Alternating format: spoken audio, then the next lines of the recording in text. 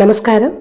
സഭയുടെ അടിസ്ഥാന സുവിശേഷ പ്രഘോഷണ ദൗത്യത്തിൽ ആത്മനാ പങ്കുകാരായി പ്രവർത്തിക്കുന്ന മിസ്യു ടീമിന്റെ മുഖപത്രമായ മിസ്യു വൈബ്സിന്റെ 54ാം ലക്കത്തിന്റെ വായനയിലേക്ക് ഏവർക്കും സ്വാഗതം.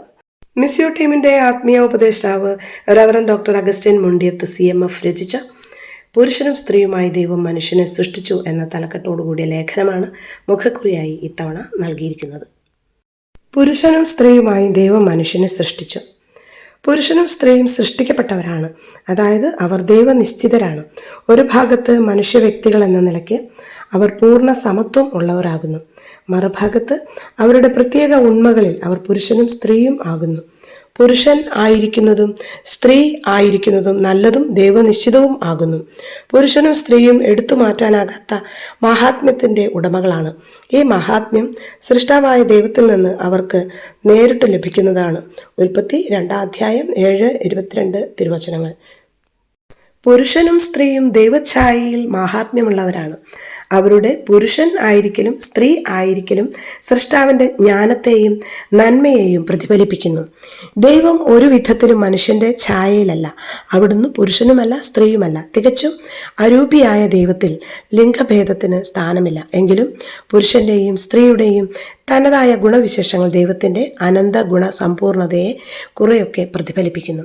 അങ്ങനെയുള്ളതാണ് ഒരു മാതാവിൻ്റെയും ഒരു പിതാവിൻ്റെയും ജീവിത പങ്കാളിയുടെയും ഗുണപൂർണത.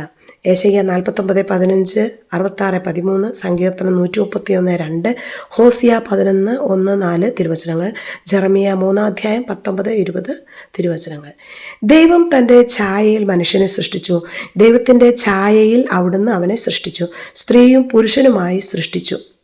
സൃഷ്ടികളുടെ ഇടയിൽ മനുഷ്യന് അതുല്യ സ്ഥാനമുണ്ട്. അവൻ ദൈവഛായയിലുള്ളവനാണ്. ആത്മീയവും ഭൗതികവുമായ ലോകങ്ങളെ സ്വന്തം പ്രകൃതിയിൽ അവൻ സംയോജിപ്പിക്കുന്നു. സ്ത്രീയും പുരുഷനുമായി അവൻ സൃഷ്ടിക്കപ്പെട്ടിരിക്കുന്നു. ദൈവം അവനെ അവൻ്റെ സ്നേഹബന്ധത്തിൽ ഉറപ്പിച്ചിരിക്കുന്നു. ദൃശ്യമായ സർവ്വ സൃഷ്ടികളുടെയും ഇടയിൽ തൻ്റെ സൃഷ്ടാവിനെ അറിയുവാനും സ്നേഹിക്കുവാനും കഴിവുള്ളവൻ മനുഷ്യൻ മാത്രമാണ്. ലോക സൃഷ്ടികളിൽ മനുഷ്യനെ മാത്രമാണ് ദൈവം അവനു വേണ്ടി തന്നെ സൃഷ്ടിച്ചത്. ജ്ഞാനവും സ്നേഹവും വഴി ദൈവത്തിൻ്റെ ജീവനിൽ പങ്കുചേരാൻ വിളിക്കപ്പെട്ടത് മനുഷ്യൻ മാത്രമാണ്. ജ്ഞാനവും സ്നേഹവും വഴി ദൈവത്തിൻ്റെ ജീവനിൽ പങ്കുചേരാൻ വിളിക്കപ്പെട്ടത് മനുഷ്യൻ ആണ്. ഈ ലക്ഷ്യത്തെ പ്രതിയാണ് അവൻ സൃഷ്ടിക്കപ്പെട്ടത്. അവൻ്റെ മഹാത്മ്യത്തിൻ്റെ അടിസ്ഥാന കാരണവും ഇതുതന്നെ. CCC 355-356. സിയന്നായിലെ വിശുദ്ധ കാതറിൻ പറയുന്നു, മനുഷ്യനെ ഇത്രയേറെ മഹാത്മ്യമുള്ളവനായി പ്രതിഷ്ഠിക്കാൻ ദൈവമേ നിന്നെ പ്രേരിപ്പിച്ചതാരാണ്? നിന്നിൽ തന്നെ നിന്റെ സൃഷ്ടിയെ വീക്ഷിക്കുവാൻ ഹേതുവാക്കിയ നിന്റെ അമേയമായ സ്നേഹമാണതെന്ന് തീർച്ച. നിന്റെ സൃഷ്ടിയുമായി നീ സ്നേഹബന്ധത്തിലായി. തീർച്ചയായും സ്നേഹം നിമിത്തമാണ് നീ അതിനെ സൃഷ്ടിച്ചത്. നിന്റെ സനാതന നന്മ അനുഭവിക്കുന്നതിന് സ്നേഹം മൂലം അതിന് നീ അസ്തിത്വം നൽകി. ഡയലോഗ് 4:13. ദൈവഛായയിലായിരിക്കുന്നതിനാൽ മനുഷ്യന് ഒരു വ്യക്തിയുടെ മഹാത്മ്യമുണ്ട്. അവൻ കേവലം ഒരു വസ്തുവല്ല, പ്രത്യുത ഒരാളാണ്. സ്വയം അറിയുവാനും സ്വയം ഉൾക്കൊള്ളുവാനും സ്വതന്ത്രമായി സ്വയം ദാനം ചെയ്യുവാനും ഇതര വ്യക്തികളുമായി സംസർഗത്തിൽ ഏർപ്പെടുവാനും കഴിവുള്ളവനാണ് മനുഷ്യൻ. കൃപാവരത്തിലൂടെ സൃഷ്ടാവുമായി ഒരു ഉടമ്പടിയിലേക്ക് അവൻ വിളിക്കപ്പെട്ടിരിക്കുന്നു. തനിക്ക് പകരം മറ്റൊരു സൃഷ്ടിക്കും നൽകാൻ കഴിയാത്ത വിധത്തിലുള്ള വിശ്വാസത്തിൻ്റെയും സ്നേഹത്തിൻ്റെയും പ്രത്യുത്തരം അവിടുത്തേക്ക് നൽകാൻ വേണ്ടിയാണ് ഇത്. CCC 357. മനുഷ്യന് വേണ്ടിയാണ് ദൈവം സമസ്തവും സൃഷ്ടിച്ചിരിക്കുന്നത്. എന്നാൽ മനുഷ്യൻ സൃഷ്ടിക്കപ്പെട്ടിരിക്കുന്നതാകട്ടെ ദൈവത്തെ സേവിക്കുവാനും സ്നേഹിക്കുവാനും സർവ്വ സൃഷ്ടികളെയും അവിടത്തേക്ക് സമർപ്പിക്കുവാനും വേണ്ടിയാണ്. ദൈവഛായയിൽ സൃഷ്ടിക്കപ്പെട്ട മനുഷ്യൻ ഒരേ സമയം ശരീരിയും ആത്മീയനുമാണ്. വിശുദ്ധ ഗ്രന്ഥത്തിലെ സൃഷ്ടി വിവരണം ഈ സത്യം പ്രതീകാത്മകമായി ആവിഷ്കരിക്കുന്നത് ഇങ്ങനെയാണ്. ദൈവമായ കർത്താവ് ഭൂമിയിലെ പൂഴി കൊണ്ട് മനുഷ്യനെ രൂപപ്പെടുത്തുകയും ജീവന്റെ ശ്വാസം അവൻ്റെ നാസാരന്ധ്രങ്ങളിലേക്ക് നിശ്വസിക്കുകയും ചെയ്തു. ഉൽപ്പത്തി 2:7. അങ്ങനെ മനുഷ്യൻ ജീവനുള്ളവനായി തീർന്നു. അതിനാൽ മനുഷ്യൻ മുഴുവനായും ദൈവത്തിൻ്റെ തിരുഹിതത്താൽ സൃഷ്ടിക്കപ്പെട്ടവനാണ്. വിശുദ്ധ ലിഖിതത്തിൽ ആത്മാവ് എന്ന സംജ്ഞ പലപ്പോഴും മനുഷ്യജീവനെയോ സമ്പൂർണ്ണ മനുഷ്യ വ്യക്തിയെയോ സൂചിപ്പിക്കുന്നതാണ്. എന്നാൽ ആത്മാവ് എന്ന പദം മനുഷ്യനിലെ ഏറ്റവും അമൂല്യമായ അവൻ്റെ അന്തസത്തയെയും സൂചിപ്പിക്കുന്നു. ഈ അന്തസത്തയിലാണ് അവൻ വളരെ സവിശേഷമാം വിധം ദൈവത്തിൻ്റെ ഛായ സംവഹിക്കുന്നത്. ചുരുക്കത്തിൽ ആത്മാവ് എന്ന സംജ്ഞ മനുഷ്യനിലെ ആധ്യാത്മിക തലത്തെ സൂചിപ്പിക്കുന്നു. CCC 363, 364. പുരുഷനും സ്ത്രീയും ദൈവത്താൽ ഒന്നിച്ചു സൃഷ്ടിക്കപ്പെട്ടു. അവരിൽ ഒരാൾ മറ്റേയാൾക്ക് വേണ്ടി ആയിരിക്കണമെന്ന് ദൈവം നിശ്ചയിക്കുകയും ചെയ്തു. വിശുദ്ധ ഗ്രന്ഥ വിവരണത്തിന്റെ വിവിധ ചിന്താധാരകളിലൂടെ ഈ സത്യം ഗ്രഹിക്കാൻ ദൈവവചനം നമ്മെ പ്രാപ്തരാക്കുന്നു. മനുഷ്യൻ ഏകനായിരിക്കുന്നത് നന്നല്ല, അവനു ചേർന്ന ഇണയെ ഞാൻ നൽകും. ഉൽപ്പത്തി 2:18. മൃഗങ്ങൾക്കൊന്നിനും മനുഷ്യന്റെ പങ്കാളിയാകാൻ കഴിവില്ല. പുരുഷന്റെ വാരിയലിൽ നിന്ന് ദൈവം സ്ത്രീയെ രൂപപ്പെടുത്തി. അവളെ അവന്റെ അടുക്കൽ കൊണ്ടുവന്നപ്പോൾ പുരുഷൻ ആശ്ചര്യം നിറഞ്ഞ സ്വരത്തിൽ സ്നേഹത്തിന്റെയും ഐക്യത്തിന്റെയും ആഹ്ലാദവചനങ്ങൾ ഉദ്ഘോഷിച്ചു. ഒടുവിലിതാ എൻ്റെ അസ്ഥിയിൽ നിന്നുള്ള അസ്ഥിയും മാംസത്തിൽ നിന്നുള്ള മാംസവും. ഉൽപ്പത്തി 2:23. ഒരേ മനുഷ്യത്വത്തിൽ പങ്കുചേരുന്ന മറ്റൊരു ഞാൻ ആയി സ്ത്രീയെ പുരുഷൻ ദർശിക്കുന്നു. ഒരാൾക്ക് മറ്റേയാൾ എന്ന വിധത്തിൽ പുരുഷനെയും സ്ത്രീയെയും ദൈവം സൃഷ്ടിച്ചു എന്നതിനർത്ഥം ദൈവം അവരെ അർദ്ധനിർമ്മിതികളായി അപൂർണരായി സൃഷ്ടിച്ചു എന്നല്ല. വ്യക്തികളുടെ ഒരു കൂട്ടായ്മയായിട്ടാണ് ദൈവം അവരെ സൃഷ്ടിച്ചത്. ഈ ഐക്യബന്ധത്തിൽ ഓരോ വ്യക്തിക്കും മറ്റേ വ്യക്തിയുടെ സഹായക പങ്കാളിയാകാൻ കഴിയും. കാരണം വ്യക്തികൾ എന്ന നിലയിൽ അവർ തുല്യരാണ്. എൻ്റെ അസ്ഥിയിൽ നിന്നുള്ള അസ്ഥിയും. സ്ത്രൈണ പൗരുഷ ഭാവങ്ങളുള്ളവർ എന്ന നിലയ്ക്ക് അവർ പരസ്പര പൂരകരുമാണ്. ഏക ശരീരമായി തീർന്നുകൊണ്ട് ജീവൻ പ്രദാനം ചെയ്യാൻ സാധിക്കുന്ന തരത്തിൽ ദൈവം അവരെ വിവാഹത്തിൽ സംയോജിപ്പിക്കുന്നു. സന്താനപുഷ്ടിയുള്ളവരായി പെരുകുവിൻ, ഭൂമിയിൽ നിറഞ്ഞ് അതിനെ കീഴടക്കുവിൻ. ഉൽപ്പത്തി 1:28.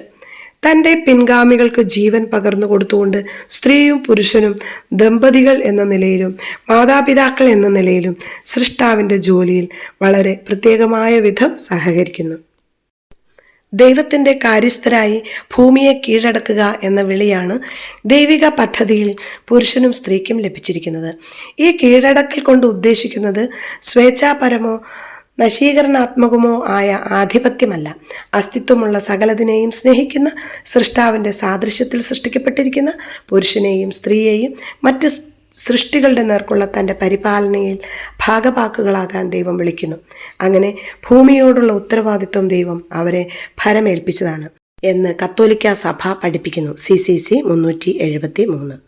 അടുത്ത ലേഖനം പ്രൊഫസർ CC ആലിസൂട്ടി ആൻറ്റിയുടേതാണ്. അങ്ങയുടെ ഇഷ്ടം നിറവേറട്ടെ. അങ്ങയുടെ ഇഷ്ടം നിറവേറട്ടെ.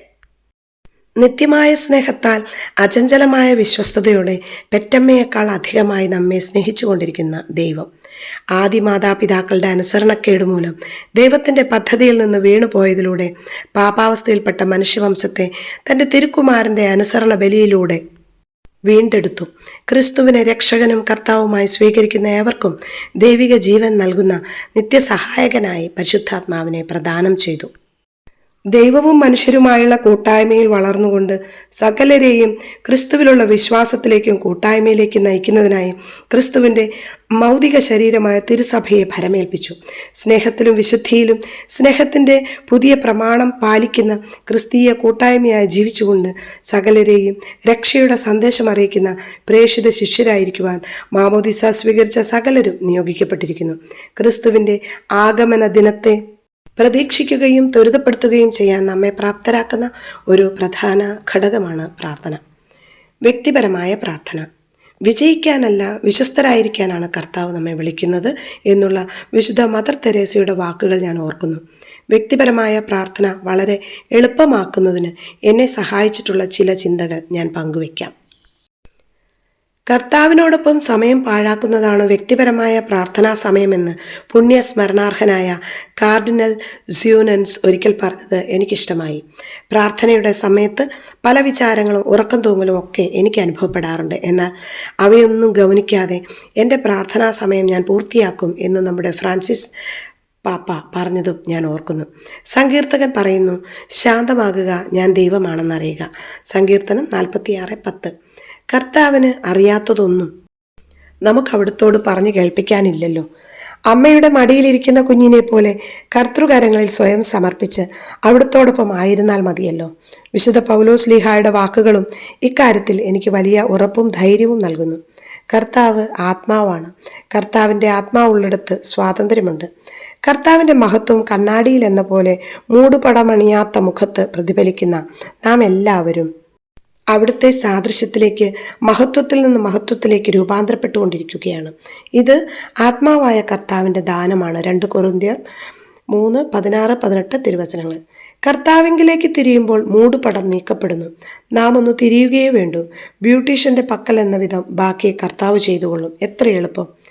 എല്ലാ ദിവസവും വ്യക്തിപരമായ പ്രാർത്ഥനയ്ക്ക് ഒരു സമയവും സ്ഥലവും നമുക്ക് നിശ്ചയിക്കാം. അത് വിശ്വസ്തയോടെ പാലിക്കുകയും ചെയ്യാം. പരിശുദ്ധാത്മാവ് നമ്മെ ക്രിസ്തുവിൻ്റെ സാദൃശ്യത്തിലേക്ക് രൂപാന്തരപ്പെടുത്തിക്കൊള്ളും. നമ്മെ കാണുന്നവർക്ക് ക്രിസ്തുവിനെ കാണാൻ കഴിയും. അങ്ങനെ സുവിശേഷമായിക്കൊണ്ട് സുവിശേഷമേകാൻ നമുക്ക് അർപ്പിതരാകാം. അങ്ങയുടെ ഇഷ്ടം നിറവേറട്ടെ. Thank you ആലിസാൻഡി.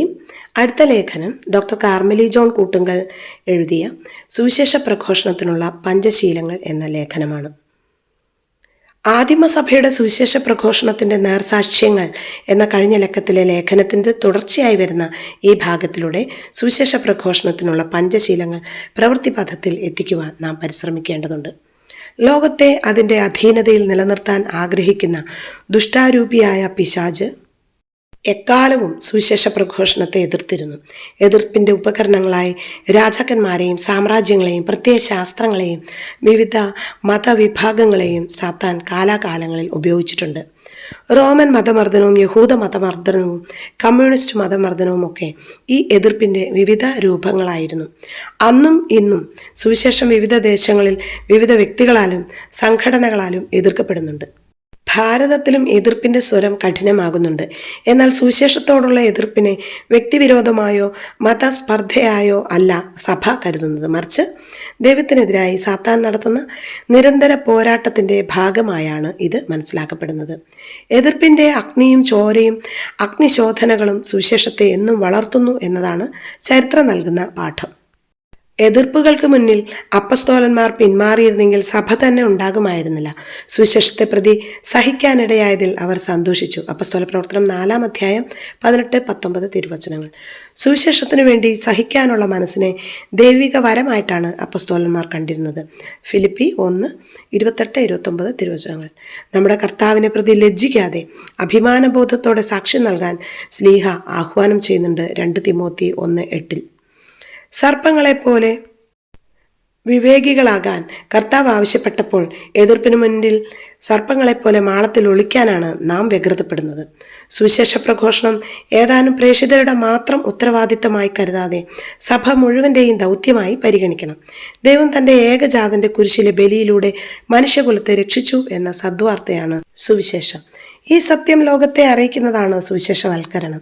സദ്വാർത്തയുടെ പ്രഘോഷണമാകിയാൽ ഇത് ഏതെങ്കിലും മതത്തിനോ ജാതിക്കോ എതിരല്ല. സത്യം അറിയിക്കുക എന്നതാണ് സുവിശേഷ പ്രഘോഷണം. ഇതിനായി വിവിധ അപ്പസ്തോലിക പ്രബോധനങ്ങളിലൂടെ സഭ നൽകുന്ന മാർഗനിർദ്ദേശങ്ങളെ 5 സംഗ്രഹിക്കാം. ഒന്നാമതായി, ഓരോ വ്യക്തിയും സുവിശേഷാനുസൃതം വിശുദ്ധ ജീവിതം നയിക്കുക എന്നതാണ് ഏറ്റവും ശക്തമായ സുവിശേഷ പ്രഘോഷണം. കൂട്ടുകാരെല്ലാം ചേർന്ന് മദ്യപിക്കാൻ ഒരുങ്ങുമ്പോൾ താൻ ക്രിസ്ത്യാനിയായതിനാൽ മദ്യപിക്കില്ല എന്ന് ഒരു വ്യക്തി പറഞ്ഞാൽ അത് ശക്തമായ സുവിശേഷ പ്രഘോഷണമാണ്. ഏതൊരു തിന്മയിൽ നിന്നും ഇപ്രകാരം അകലം സൂക്ഷിച്ചുകൊണ്ട് എല്ലാവർക്കും സുവിശേഷത്തിൻ്റെ ശക്തരായ സാക്ഷികളാകാൻ കഴിയും. രണ്ടാമതായി, നമ്മുടെ ജീവിത സാഹചര്യങ്ങളിൽ മറ്റുള്ളവരോട് ഈശോയെക്കുറിച്ച് പറയാൻ സന്നദ്ധമാകണം. സഭയുടെ സുവിശേഷ പ്രഘോഷണ ദൗത്യത്തിൽ കരം ചേർത്ത് പ്രവർത്തിക്കുന്ന മിസിയോയുടെ അടിസ്ഥാന സുവിശേഷ പ്രഘോഷണ പരിശീലന പരിപാടിയിലൂടെ കെറിഗ്മ എനിക്ക് ലഭിച്ചതും ഞാൻ തുടരുന്നതും ഇതാണ്: രക്ഷാകരമായ ദൈവവചനങ്ങൾ ഉദ്ധരിച്ചുകൊണ്ട് സഹപ്രവർത്തകരോടും സുഹൃത്തുക്കളോടും അപരിചിതരോടും സംസാരിച്ച് തുടങ്ങുക. ദൈവം തൻ്റെ ഏകജാതൻ്റെ കുരിശിലെ ബലിയിലൂടെ മനുഷ്യകുലത്തെ രക്ഷിച്ചു എന്ന സദ്വാർത്ത താൻ രക്ഷിക്കപ്പെട്ട അനുഭവത്തെ മുൻനിർത്തി പ്രഘോഷിക്കണം. എല്ലാവർക്കും സ്വീകാര്യമാകുമോ, എതിർപ്പുകൾ നേരിടുമോ എന്ന ആശങ്കകളില്ലാതെ സാക്ഷ്യപ്പെടുത്തണം. പരിശുദ്ധാത്മാവിൻ്റെ കൃപയിലൂടെയാണ് നമുക്കിത് സാധ്യമാകുന്നതെന്ന് ഉറച്ചു വിശ്വസിക്കണം. മൂന്നാമതായി, നമ്മുടെ കുഞ്ഞുങ്ങളെ പ്രേക്ഷിത ചൈതന്യത്തിൽ വളർത്താൻ ശ്രദ്ധിക്കണം. ഇന്ന് ഇടദിവസങ്ങളിലെ വിശുദ്ധ ബലിയിൽ പങ്കെടുക്കുമ്പോൾ ഫൊറോന ദേവാലയങ്ങളിൽ പോലും അൾത്താര ബാലന്മാരുടെ വംശനാശം കണ്ട് ഹൃദയം നൊമ്പരപ്പെടാറുണ്ട്. ധീര പ്രേക്ഷിതരുടെ ജീവചരിത്രം പരിചയപ്പെടുത്തുക, മിഷണറിമാരുടെ അനുഭവങ്ങൾ സംലഭ്യമാക്കുക, മിഷണറിമാർക്ക് വേണ്ടിയും സുവിശേഷത്തിൻ്റെ വിജയത്തിനു വേണ്ടിയും ത്യാഗമനുഷ്ഠിച്ച് പ്രാർത്ഥിക്കുക, മിഷൻ ലീഗ് പോലുള്ള സംഘടനകളിൽ പങ്കാളികളാവുക, മിഷൻ പ്രദേശങ്ങൾ സന്ദർശിക്കുക, മിഷണറി ആകാനുള്ള ദൈവവിളിക്കായി ആഗ്രഹിക്കുക എന്നിവയൊക്കെ കുഞ്ഞുങ്ങൾക്ക് ചെയ്യാവുന്ന മിഷൻ പ്രവർത്തനങ്ങളാണ്. നാലാമതായി, മിഷണറിമാരെ സഹായിക്കാനും മിഷൻ പ്രവർത്തനങ്ങളെ ത്വരിതപ്പെടുത്താനുമായി വിശ്വാസികളും സഭാസ്ഥാപനങ്ങളും ഇടവകകളും ദശാംശം നൽകുന്ന പതിവ് വളർത്തണം. മറ്റെല്ലാ ആവശ്യങ്ങളും കഴിഞ്ഞ് മിച്ചമുണ്ടെങ്കിൽ നൽകേണ്ടതല്ല മിഷൻ സഹായം. ക്രിസ്ത്യാനി എന്ന നിലയിൽ നമ്മുടെ പ്രഥമ ദൗത്യമാണിത്. മറ്റൊരാളെ ഏൽപ്പിക്കാൻ പറ്റുന്ന ഉത്തരവാദിത്തമല്ലിത്, കടമയാണ്. അവസാനമായി, സഭയെയാണ് ക്രിസ്തു പ്രേഷിത ദൗത്യം ഭരമേൽപ്പിച്ചിരിക്കുന്നത് എന്ന സത്യം മനസ്സിലാക്കി സഭയോട് ചേർന്ന് ഏക മനസ്സായി പ്രേഷിത വേല ചെയ്യാൻ നാം സദാ സന്നദ്ധമാകണം. സഭയിലെ കൂട്ടായ്മയും ആരാധനാ ക്രമചൈതന്യവും സഭാ നിയമങ്ങളോടുള്ള വിധേയത്വവും സുവിശേഷത്തിന്റെ ശക്തമായ സാക്ഷ്യങ്ങളാണ്. സമീപകാലത്ത് സഭാ സമൂഹത്തിലുണ്ടായ ഭിന്നതകളും അസ്വസ്ഥതകളും നമ്മുടെ പ്രേഷിത ചൈതന്യത്തിന് നൽകിയ വിപരീത സാക്ഷ്യം എത്ര വലുതായിരുന്നുവെന്ന് നാം തിരിച്ചറിയണം. സഭാ വിരുദ്ധ പ്രവർത്തനങ്ങളെ വർദ്ധിത വീര്യത്തോടെ എതിർക്കണം. ഭാരതത്തിൽ വർദ്ധമാനമാകുന്ന എതിർപ്പിനെയും തർക്കങ്ങളെയും സുവിശേഷത്തിന്റെ വളർച്ചയ്ക്കുള്ള ഉണർത്തുപാട്ടായി ഏവരും മനസ്സിലാക്കി ജാഗ്രതയോടെ പ്രവർത്തിക്കണം. അനുസരണത്തിന്റെ അനന്തരഫലമാണ് രക്ഷ. കാരണം അനുസരിക്കാൻ പ്രേരിപ്പിക്കുന്നത് വിശ്വാസമാണ്. ദൈവപ്രമാണവും തിരുസഭയുടെ കൽപ്പനകളും അനുസരിക്കുമ്പോഴാണ് വിശ്വാസം ശക്തമായി വേരുറയ്ക്കുന്നത്. പരിശുദ്ധാത്മാവിനാൽ നിറയുന്നത് വഴിയാണ് നമുക്കിത് സാധ്യമാകുന്നത്. നമ്മിൽ വസിക്കുന്ന നിത്യസഹായകനായ പരിശുദ്ധാത്മാവ് സുവിശേഷ പ്രഘോഷണ ദൗത്യത്തിൽ നമ്മെ നിരന്തരം നയിക്കുകയും ഉജ്ജ്വലിപ്പിക്കുകയും വിശുദ്ധീകരിക്കുകയും വരദാന ഫലങ്ങളാൽ നിറയ്ക്കുകയും ചെയ്യട്ടെ. ആമേൻ. അടുത്ത ലേഖനം ടോമിച്ചൻ പുല്ലൻകാവുങ്കൽ രചിച്ച കൂടെ നടക്കേണ്ട ദിനം, നോമ്പുകാലത്തെക്കുറിച്ചുള്ള മനോഹരമായ ഒരു ലേഖനമാണ്. ഉപവാസം എന്നാൽ കൂടെ വസിക്കുക എന്നാണ് അർത്ഥമാക്കുന്നതെങ്കിൽ അനുതാപം എന്നാൽ കൂടെ തപിക്കുക, സങ്കടപ്പെടുക അഥവാ മറ്റൊരാളുടെ വേദനയിൽ പങ്കാളിയാവുക എന്നൊക്കെയാണ് അർത്ഥമാക്കുന്നത്. കൂടെ വസിക്കാനും കൂടെ തപിക്കാനുമുള്ള ദിനങ്ങളാണ് നോമ്പിൻ്റെ ദിനങ്ങൾ. സ്വയം രക്ഷിക്കാനാവാത്ത വിധം ലോകത്തിൻ്റെ ബന്ധനങ്ങളിൽ ആഴ്ന്നുപോയ മനുഷ്യകുലത്തെ രക്ഷിക്കാനായി മനുഷ്യനായി പിറക്കുകയും നമ്മിൽ ഒരുവനായി ജീവിക്കുകയും നാം എടുക്കേണ്ട കുരിശെടുക്കുകയും നാം സഹിക്കേണ്ട പീഡകൾ സഹിക്കുകയും നാം മരിക്കേണ്ട സ്ഥാനത്ത് നമ്മുടെ മരണം സ്വയം ഏറ്റെടുക്കുകയും ചെയ്തവൻ്റെ കൂടെ നടക്കേണ്ട ദിനങ്ങൾ. രക്ഷകനും കർത്താവും ക്രിസ്തുവുമായി ഭൂമിയിൽ പിറന്ന ലൂക്കായുടെ സുവിശേഷം 2:11 നമ്മെ രക്ഷിച്ചു കഴിഞ്ഞതിൻ്റെ ഓർമ്മ ദിനങ്ങളാണ് യഥാർത്ഥത്തിൽ ഈ വലിയ നോമ്പുകാലം. നമ്മിലേക്കൊന്ന് തിരിഞ്ഞു നോക്കാനും സ്വയം അപഗ്രഥിക്കുവാനും വിലയിരുത്താനും അവൻ്റെ കൂടെ തപിക്കാനും അവൻ്റെ പീഡകളെ നമ്മുടേതാക്കി മാറ്റുവാനും അവൻ്റെ മരണത്തിലും ഉത്ഥാനത്തിലും അവനോടുകൂടെ പങ്കാളികളാവാനും വേണ്ടി വേർതിരിക്കപ്പെട്ട വർഷത്തിലെ ഒരു പ്രത്യേക കാലം, ഒരു പുതുജന്മമേകുന്ന കാലം. അവൻ നമുക്കായി യുദ്ധം ചെയ്തു. അവൻ്റെ മരണം കൊണ്ട് ലോകത്തെ പരാജയപ്പെടുത്തി. മരണത്തോടെ എല്ലാം കഴിഞ്ഞെന്ന് കരുതിയവർക്ക് ഉത്തരം നൽകിക്കൊണ്ട് അവൻ ഉയർത്തെഴുന്നേറ്റു. അങ്ങനെ അവൻ തൻ്റെയും ലോകത്തിൽ ജനിച്ചവരും ജനിക്കാനിരിക്കുന്നവരുമായ സകല മനുഷ്യരുടെയും ജീവന്റെ ഉടമയായി മാറി. ഞാനാണ് വാതിൽ, എന്നിലൂടെ പ്രവേശിക്കുന്നവൻ രക്ഷ പ്രാപിക്കുമെന്നും ഞാൻ വന്നിരിക്കുന്നത് അവർക്ക് ജീവൻ ഉണ്ടാകാനും അത് സമൃദ്ധമായി ഉണ്ടാകാനുമാണ് എന്ന് യോഹന്നാൻ 10:9-10 തിരുവചനങ്ങളിൽ എന്നുമൊക്കെ അവൻ പറഞ്ഞത് അവനോടൊപ്പം പീഡാസഹന മരണ ഉത്ഥാനത്തിൽ പങ്കുചേരുന്ന ആർക്കും ഇനി മരണഭയമോ പരാജയ ഭീതിയോ ഉണ്ടാവേണ്ട കാര്യമില്ല എന്നതുകൊണ്ടാണ്. ഇനിയും അത്തരം ഭയങ്ങൾ ഹൃദയത്തിൽ ഉണ്ടെങ്കിൽ തിരിച്ചറിയേണ്ടത് നമ്മുടെ പങ്കാളിത്തം പൂർണ്ണമായിട്ടില്ല എന്ന് മാത്രമാണ്. നമ്മെ രക്ഷിക്കുക മാത്രമല്ല അവൻ ചെയ്തത്, പ്രത്യുത സൗജന്യ നീതീകരണത്തിലൂടെ അവൻ്റെ മഹത്വീകരണത്തിലും പരിശുദ്ധാത്മ അഭിഷേകത്തിലും പങ്കുകാരാക്കിക്കൊണ്ട് പാപികളായ നമ്മെ ശ്രേഷ്ഠ സമൂഹമാക്കി മാറ്റി. മാമോദീസായിലൂടെ അവൻ്റെ മരണത്തിലും ഉത്ഥാനത്തിലും കൗതാശികമായി നാം പങ്കാളികളായിട്ടുണ്ടെങ്കിലും അത് സ്വീകരിച്ചത് ബോധപൂർവമായിരുന്നില്ലല്ലോ. അതുകൊണ്ട് തന്നെ യേശുവിൻ്റെ പീഠാസഹന മരണ ഉത്ഥാന പ്രവൃത്തികളിൽ ബോധപൂർവം പങ്കാളികളാവേണ്ടതിൻ്റെ അനിവാര്യത ഈ നോമ്പുകാലത്തെങ്കിലും നാം തിരിച്ചറിയണം. അറിവും വിജ്ഞാനവും നിറഞ്ഞവനും ഇസ്രായേൽ സമൂഹത്തിലെ ബഹുമാന്യനുമായ നിക്കോദെമോസിനോട് ഒരു ദാക്ഷിണ്യവുമില്ലാതെ ഈശോ പറഞ്ഞില്ലേ, അറിവ് മാത്രം പോരാ, സ്വർഗരാജ്യത്തിൽ പ്രവേശിക്കാൻ ഒരു വീണ്ടും ജനനം കൂടിയേ തീരുവെന്ന്. ആ ആഹ്വാനം അതിൻ്റെ അർത്ഥത്തിൽ ഉൾക്കൊള്ളാൻ കഴിഞ്ഞു എന്നത് നിക്കോദെമോസിൻ്റെ പിൽക്കാല ജീവിതം തെളിയിക്കുകയും ചെയ്യുന്നുണ്ട്.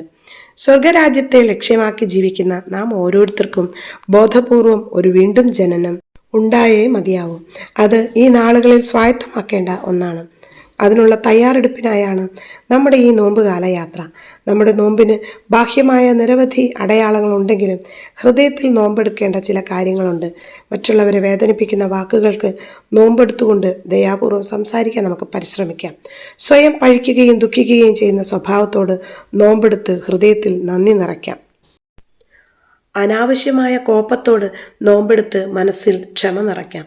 നിരാശയോട് പ്രത്യാശയും ആശങ്കയോട് വിശ്വാസവും പരാതികളോട് ലാളിത്യവും സമ്മർദ്ദങ്ങളോട് പ്രാർത്ഥനയും കൈപ്പേറിയ അനുഭവങ്ങളോട് ശാന്തതയും ഹൃദയ സന്തോഷവും നിറയ്ക്കുന്ന നോമ്പാവട്ടെ നമ്മുടേത്.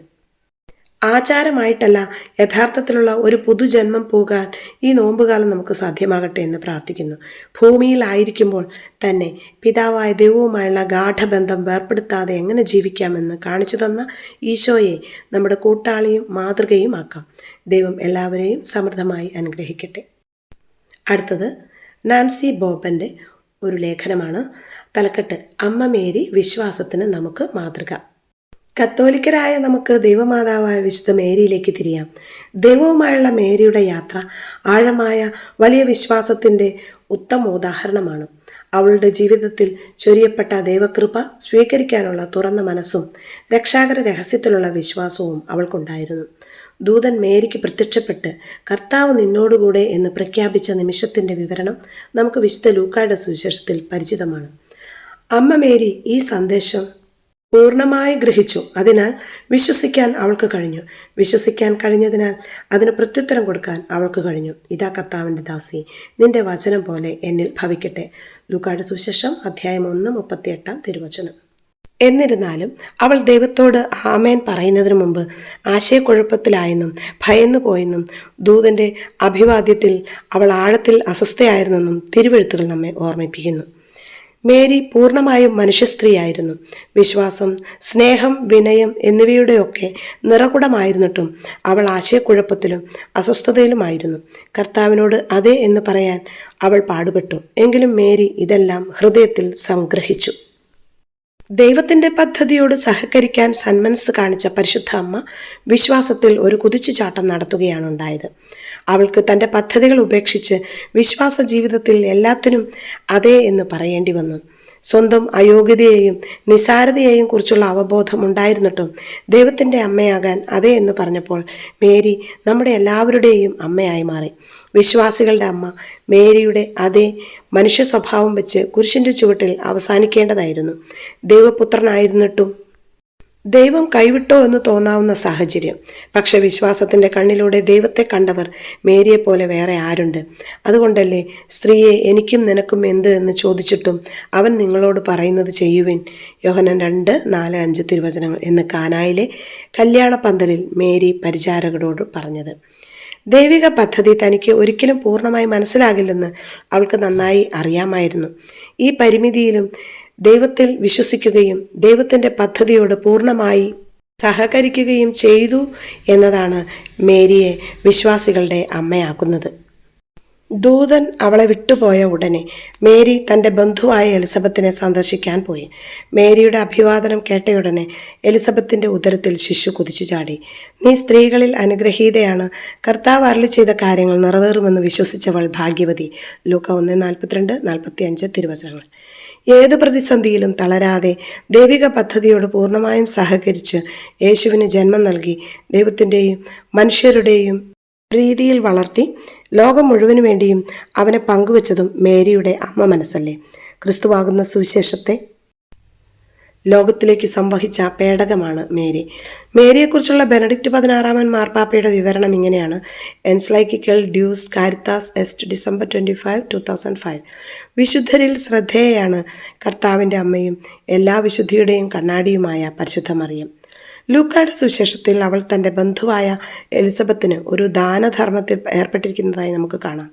എലിസബത്തിൻ്റെ ഗർഭാവസ്ഥയുടെ അവസാന ഘട്ടത്തിൽ അവളെ സഹായിക്കാൻ മേരി 3 മാസത്തോളം താമസിച്ചു. ലൂക്ക 1:56. ആ സന്ദർശന വേളയിൽ അവൾ പറയുന്നു, എൻ്റെ ആത്മാവ് കർത്താവിനെ മഹത്വപ്പെടുത്തുന്നു. ലൂക്ക 1:46. ഈ വാക്കുകളിൽ അവൾ തൻ്റെ ജീവിത പ്രമാണം വെളിപ്പെടുത്തുന്നു.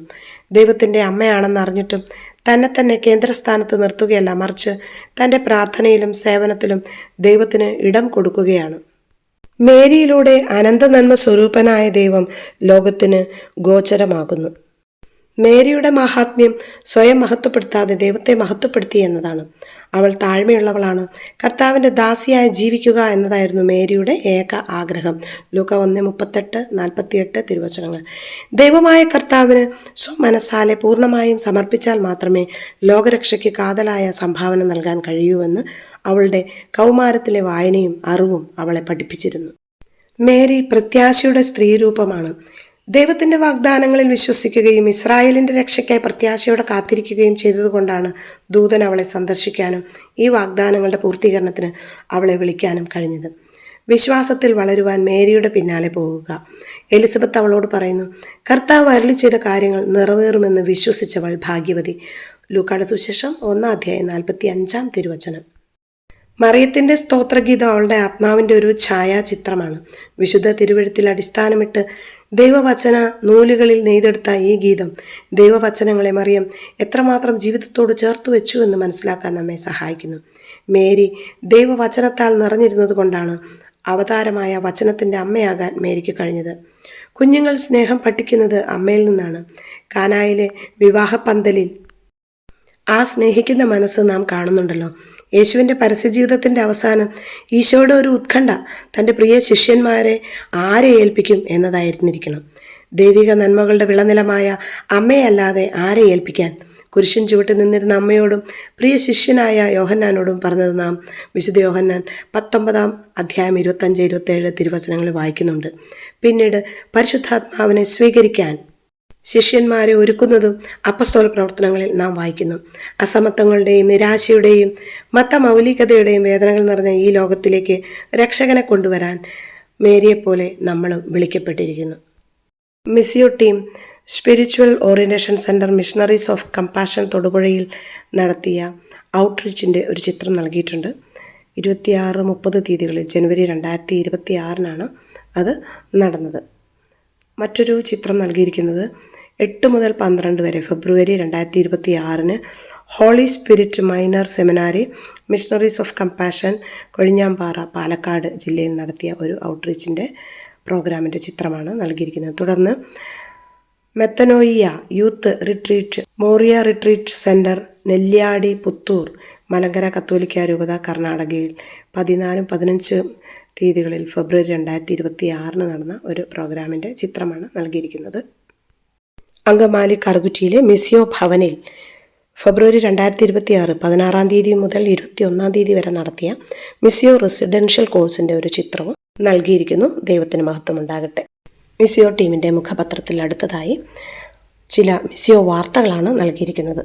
പ്രധാനമായ ഒരു വാർത്തയാണ് മിസിയോ പ്രിലിംസ് ഓൺലൈൻ കോഴ്സ് 10 ആഴ്ച നീളുന്ന ഓൺലൈൻ കോഴ്സ് 20ാമത്തെ ബാച്ച് 2026 ഏപ്രിൽ 18 ആരംഭിക്കുന്നു.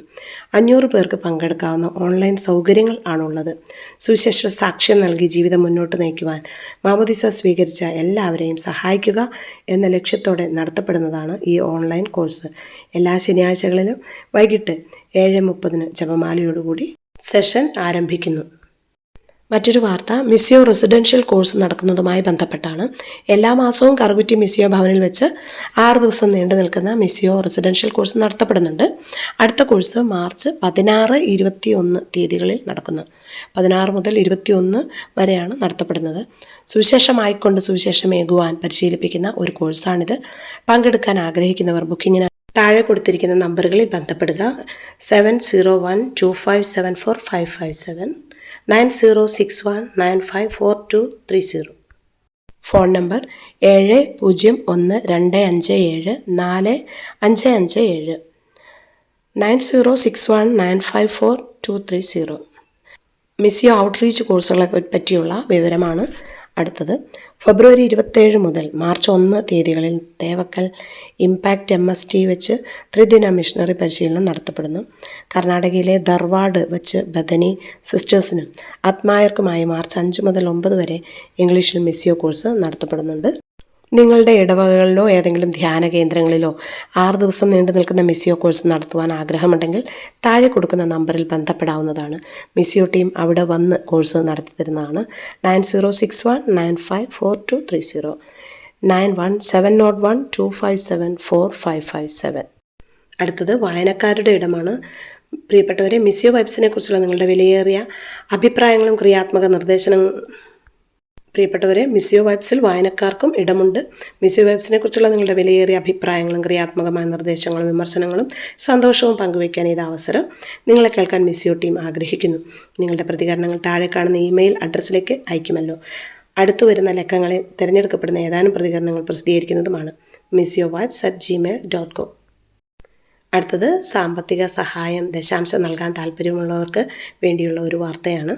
60 ലക്ഷത്തിലേറെ രൂപയുടെ ജീവകാരുണ്യ പ്രവർത്തനങ്ങൾക്ക് ചുക്കാൻ പിടിക്കാൻ മിസ്സിയോ ടീമിന് കഴിഞ്ഞിട്ടുണ്ട്. മിസ്സിയോയിലൂടെ ദൈവം നടത്തുന്ന പ്രേക്ഷിത പ്രവർത്തനങ്ങൾക്ക് കൈത്താങ്ങാകാൻ താല്പര്യപ്പെടുന്നവർ ദയവായി താഴെ കാണുന്ന അക്കൗണ്ട് നമ്പറിലേക്ക് നിങ്ങളുടെ ദശാംശം നൽകാവുന്നതാണ്. സുവിശേഷ സാക്ഷ്യമേകുവാൻ ദൈവമഹത്വത്തിനായി പ്രവർത്തിക്കുന്ന മിസ്സിയോ ടീമിൻ്റെ എല്ലാ അംഗങ്ങളെയും, പ്രത്യേകിച്ച് പത്രാധിപ സമിതിയെയും ദൈവാനുഗ്രഹത്തിനായി സമർപ്പിക്കുന്നു. ആമേൻ.